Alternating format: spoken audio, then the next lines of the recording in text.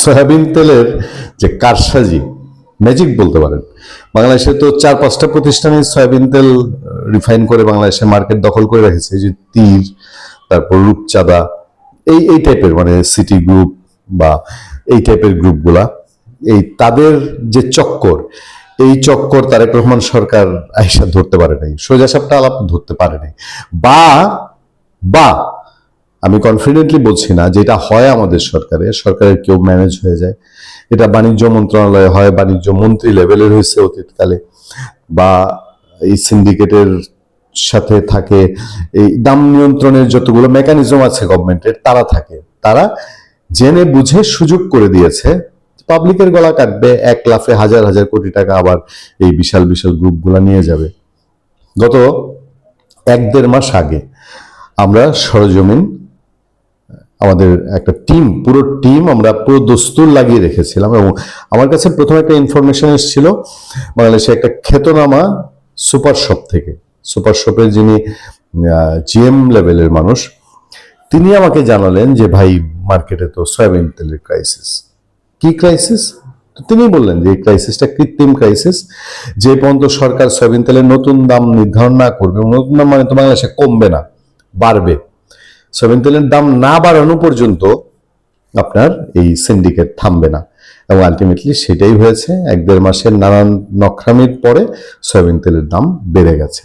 মানে কি বলবেন, কার কাছে বিচার দিবেন, কি উত্তর পাবেন?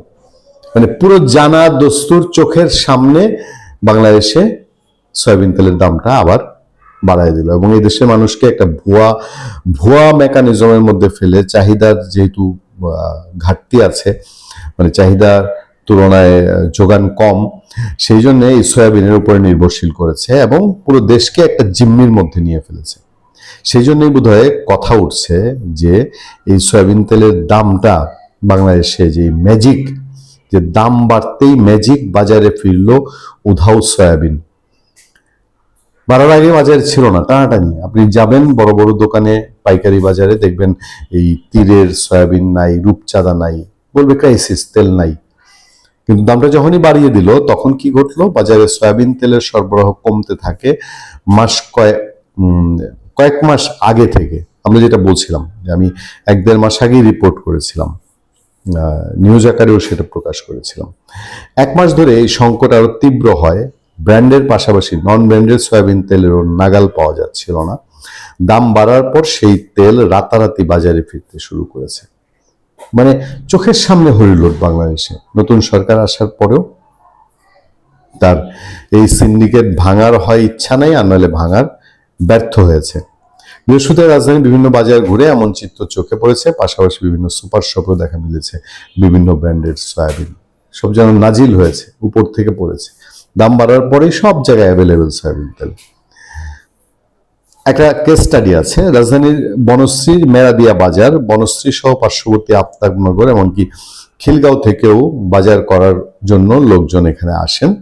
এই বাজারে অবস্থিত মায়ের দোয়া মুদি স্টোর, সেখানে আজ সয়াবিন তেল দেখা যায়, অথচ 2 দিন আগেও এই দোকানে তেল ছিল না।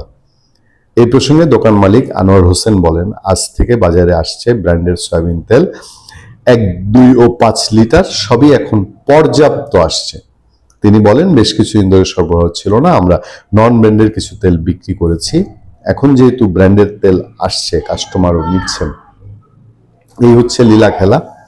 এবং বাংলাদেশের বাজার, আমার মনে হয় এই এক ঘটনাই, মানে ওই যে আশা যে এই সরকার বোধহয় সিন্ডিকেট ভেঙে দিবে, এই সরকার বোধহয় বাজার মূল্য নিয়ন্ত্রণ করবে, এই আশায় প্রথমে একটা গুড়ে বালি পড়লো কিনা।